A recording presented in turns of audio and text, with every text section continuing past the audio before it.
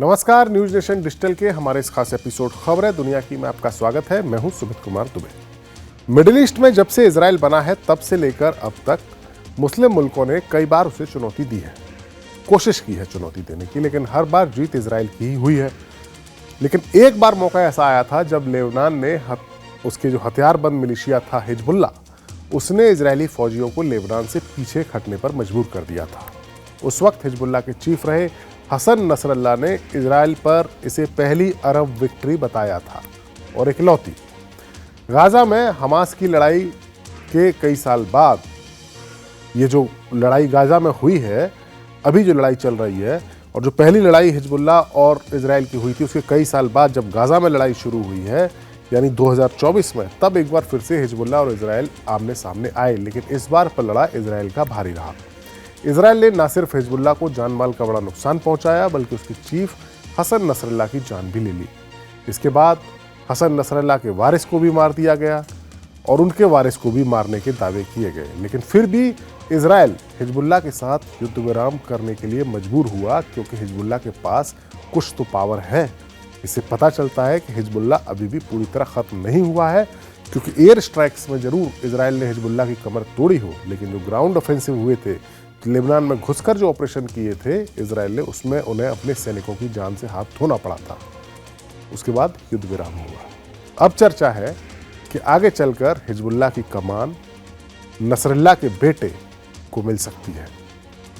अनुमान ये इसलिए लगाया जा रहा है क्योंकि पहली बार नसरल्लाह के बेटे की एक तस्वीर सामने आई है जिसमें उसने ठीक वैसी ही पगड़ी पहनी है जैसी कि हसन नसरल्लाह पहना करता था।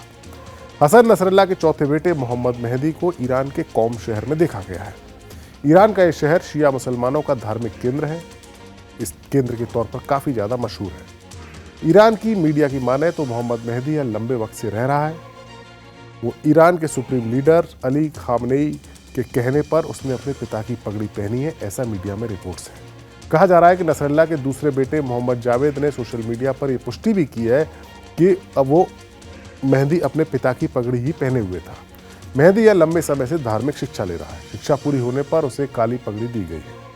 यह गौर करने वाली बात यह है कि हसन नसरल्लाह भी धार्मिक मामलों में बेहद ज्ञानी इंसान था और लेबनान में मौजूद अपनी आवाम पर उसकी काफ़ी पकड़ थी। आवाम को अपने संदेश देने में वो अरबी भाषा में कई तरह के धार्मिक उपदेशों का उल्लेख किया करता था। नसरल्लाह की ही तरह उसका बेटा मेहदी भी धार्मिक मामलों का बड़ा अच्छा जानकार बताया जा रहा है। हसन नसरल्लाह के 5 बेटे और बेटियां थी, हादी, जैनब, मोहम्मद जावेद, मोहम्मद मेहदी और मोहम्मद अली। 27 सितंबर को बैरूत में हिजबुल्ला चीफ को यानी हसन नसरल्लाह को इजराइल ने मार दिया था। हादी को 1997 में ही मार दिया गया था जब वो महज 18 साल का था। ये हसन नसरल्लाह के परिवार की बात है। नसरल्लाह की मौत के बाद इजराइल ने लेबनान में एक के बाद एक कई एयर स्ट्राइक्स करके दावा किया कि नसरल्लाह के वारिस और उसके वारिस को भी मार दिया गया है।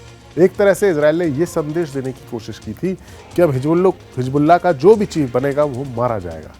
इसके बाद हिजबुल्ला ने नईम कासिम को अपना नया चीफ नियुक्त कर दिया। वो पहले हिजबुल्ला का डिप्टी सेक्रेटरी जनरल था। लंबे समय से नसरल्लाह का नंबर 2 भी था। बताया जा रहा है कि पहले सफीद्दीन को हिजबुल्ला चीफ बनाने का प्लान था, लेकिन उसे भी इजराइल ने मार गिराया था। सफीद्दीन ने भी नसरल्लाह की तरह काली पगड़ी पहनी थी या वो पहना करता था। बताया जाता है कि ये पगड़ी पैगंबर मोहम्मद साहब के वंशज होने की प्रतीक भी मानी जाती है। नईम कासिम की मौजूदगी ईरान में बताई जा रही है। मौजूदा हिजबुल्ला चीफ है। शायद यही वजह है कि इजराइल अभी तक उस पर हमला करके उसको मार नहीं सका है। और नसरल्लाह का बेटा मेहदी भी ईरान में ही है। यानी ऐसा लग रहा है कि नईम कासिम हिजबुल्ला चीफ बनना एक टेम्परेरी अरेंजमेंट है। असली बागडोर तो नसरल्लाह के बेटे मेहदी के हाथ में आनी है और उसने उस पगड़ी को, अपने पिता की पगड़ी को पहनकर इसका संकेत भी दे दिया है। हालांकि हिजबुल्लाह के बड़े दुश्मन इजराइल का फोकस फिलहाल हिजबुल्लाह से ज़्यादा सीरिया पर है, जहां असद सरकार के गिरने के बाद इजराइल की काफ़ी चांदी हो गई है। असद सरकार के गिरने के बाद बागी गुट STS का दमिश्क पर कब्जा ज़रूर हुआ है, लेकिन उसके बाद से ही इजराइल सीरिया में लगातार एयर स्ट्राइक्स कर रहा है। इजराइल का कहना है कि वो सीरिया में असद सरकार के छोड़े गए हथियारों के जखीरे को नष्ट कर रहा है ताकि ये हथियार कहीं जिहादियों के हाथ में ना आ जाए। इसके अलावा गोलान की पहाड़ियों पर भी कब्जे को पक्का करने के लिए ग्राउंड पर अपनी फौज को इजराइल उतार चुका है। वहीं सीरिया में अब अमेरिका भी काफ़ी एक्टिव हो गया है। सीरिया में अमेरिका अपनी पकड़ मजबूत करने की कोशिश कर रहा है। सीरिया में अलकायदा और आईएसआईएस जैसे आतंकी संगठनों से जुड़े रहे अबू जुलानी की लीडरशिप में जो सरकार बन रही है या बनने वाली है, उससे बातचीत करने के लिए अमेरिका अब इंटरेस्टेड दिख रहा है। अमेरिका जल्दी सीरिया में अपना एक डेलीगेशन भेजने पर भी विचार कर रहा है। अमेरिका को दरअसल ये टेंशन है कि सीरिया में हो रही उथल पुथल का फायदा उठाने में कई देश लगे हुए हैं। इनमें टर्की के प्रेसिडेंट एर्डोगन का नाम भी सबसे आगे है, जो सीरिया के मुद्दे पर काफ़ी एक्टिव है। इजराइल भी सीरिया में ज़मीन पर कब्जा कर रहा है। वहीं अमेरिका ये भी चाहता है कि कहीं सीरिया में फिर से ईरान की स्थिति मजबूत ना हो जाए। मिडिल ईस्ट में की एक रिपोर्ट आई है वहाँ से, एक मीडिया से, उसके मुताबिक अमेरिकी फॉरेन मिनिस्टर एंटनी ब्लिंकन ने ब्लूमबर्ग सर्विलांस प्रोग्राम में एक बात की है सीरिया को लेकर और बताया है कि बाइडेन प्रशासन सीरिया में अपनी मौजूदगी को बढ़ा रहा है। ब्लिंकन ने पहले ही पुष्टि की थी कि अमेरिका एसटीएस के कांटेक्ट में है। अमेरिका ने पूर्वोत्तर सीरिया में अपने सैनिकों की संख्या को भी डबल कर दिया है। इससे पहले अमेरिका के 900 सैनिक सीरिया में मौजूद थे, जिन्हें अब 2000 कर दिया गया है।